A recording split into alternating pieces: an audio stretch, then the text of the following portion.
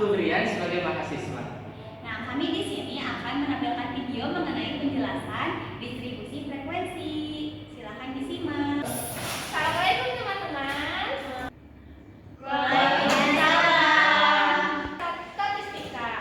Kita lanjut dari materi sebelumnya mengenai distribusi frekuensi. Distribusi frekuensi merupakan penyusunan suatu data dimulai dari data terkecil sampai data terbesar yang disusun secara berkelompok. Nah, di sini itu ada data yang belum terisi. Coba siapa yang mau mengisi dari tabel-tabel yang kosong ini? Mulai dari frekuensi relatif, kumulatif, sama tanda kelas. Coba maju siapa? Silakan kepada Adinda kembali menjelaskannya kepada teman-teman. Ini sudah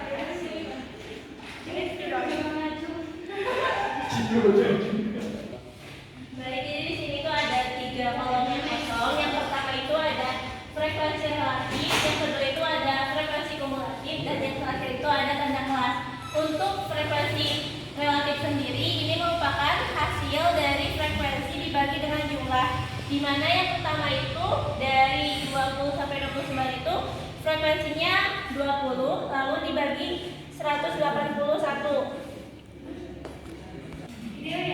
Jadi untuk yang pertama terkait frekuensi relatif itu dari 20 dibagi 181, di mana hasilnya adalah 0,11 atau 0,11. Selanjutnya sama seperti yang pertama, yaitu 27 dibagi 181, 0,149. Dilanjut dengan yang ketiga, yaitu ada 11 dibagi 181, yaitu 0,060. Karena sudah selesai terkait pembahasan frekuensi relatif, dilanjutkan terkait frekuensi kumulatif, di mana frekuensi kumulatif ini merupakan jumlah atau akumulasi data dari total frekuensi, di mana yang pertama ini kita taruh di sini atau kita tulis di sini yaitu 20, jumlah frekuensi yang pertama yaitu 20. Lalu yang keduanya itu dari 20 ini ditambahkan dengan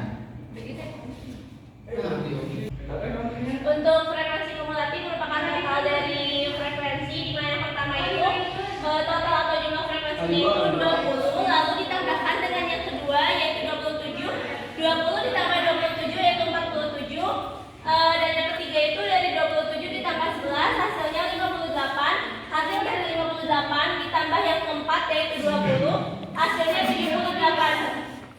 Begitupun sampai akhir, di mana total keseluruhannya itu sama dengan frekuensi yang total ini yaitu 181. Yang terakhir yaitu terkait tanda kelas. Untuk tanda kelas sendiri merupakan penjumlahan dari yang ini tanda kelas, di mana 20 tambah 29 totalnya itu 49. Lalu total dari tanda kelas ini 49 ini dibagi 2, jadi hasilnya itu 24,5. Begitupun seterusnya sampai dengan ke bawah sampai hasil akhirnya yaitu total dari 100 tambah 109 merupakan 209, lalu dibagikan dengan 2 menjadi 104,5. Begitu dari saya, terima kasih.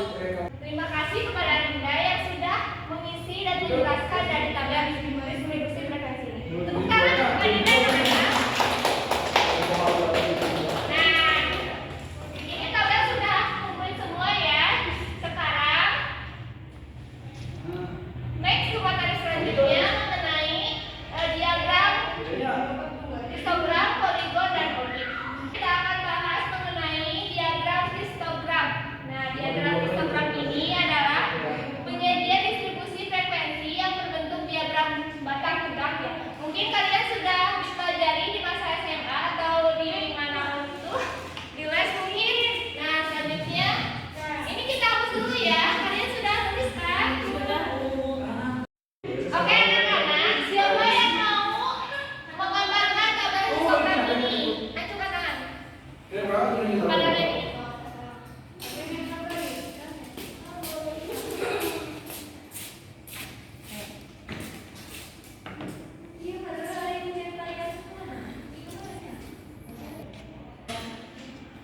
Baik, jadi ini adalah histogram dari distribusi frekuensi frekuensi modal perusahaan di Kota Tasikmalaya. Nah, ini adalah frekuensinya, frekuensi perusahaan yang menggunakan modalnya. Lalu ini adalah tanda kelas. Jadi, interpretasi yang bisa disimpulkan adalah bahwa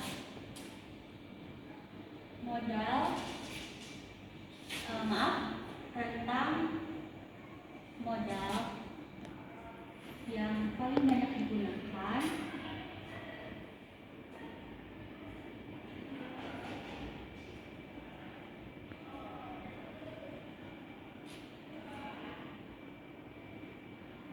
oleh perusahaan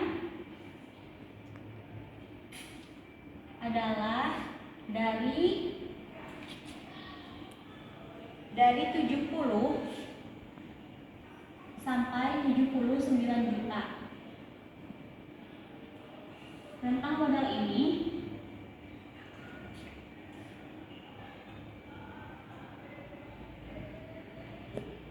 digunakan oleh 35 perusahaan.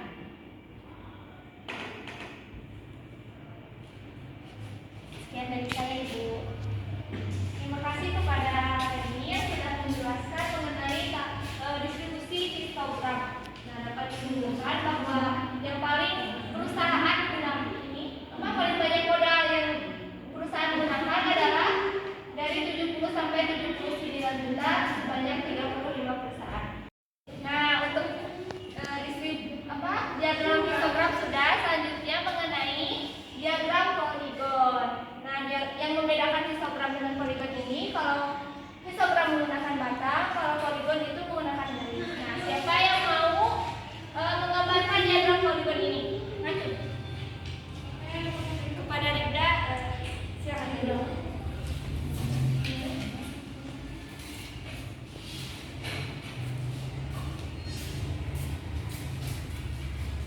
Baik, di sini saya akan menggambar diagram poligon. Karena diagram poligon dengan histogram ini saling berkaitan ya, seperti yang tadi dijelaskan. Jadi saya akan meneruskan saja.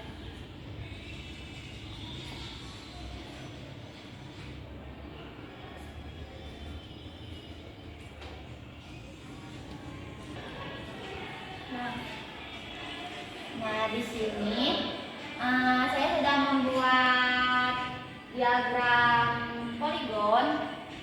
Ini itu untuk titik itu di sini 20, di sini ada 27, di sini 11, di sini 20, di sini 30,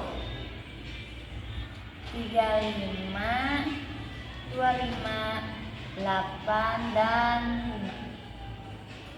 5. Kemudian di sini saya akan membuat interpretasi dari diagram poligon ini.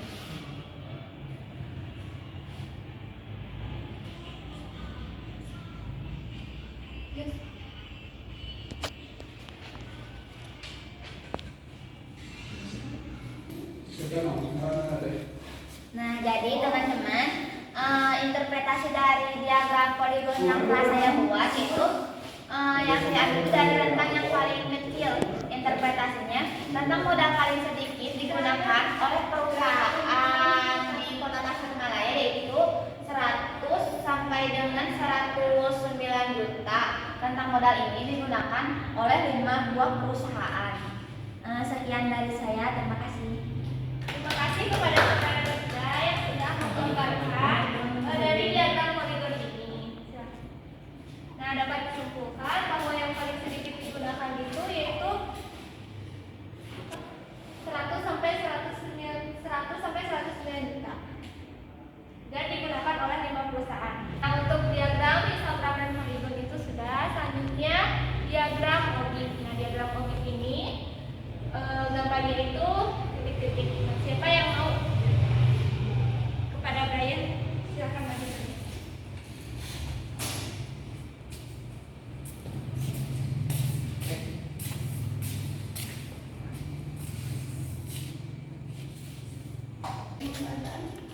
Jadi untuk ogive kurva di dalam penulisan auditnya itu di sebelah kiri menggunakan frekuensi kumulatif, sedangkan di bawah itu menggunakan rentang nilai.